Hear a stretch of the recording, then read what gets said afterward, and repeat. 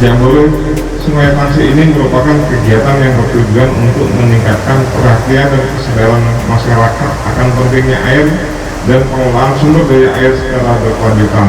Kali bertugas sebagai kepala balai, memang sudah langsung kita sering berkomunikasi karena memang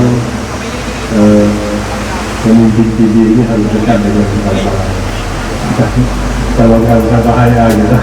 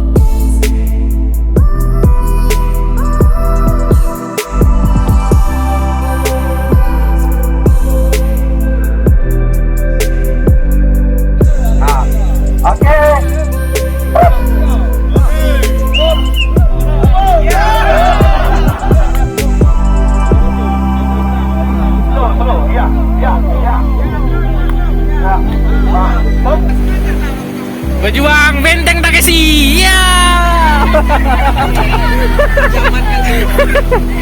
Baru berapa kali naik ini?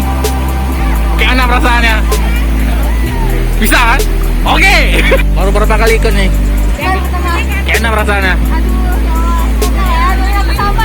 Oke. Ini situasi sebelum pelepasan guys.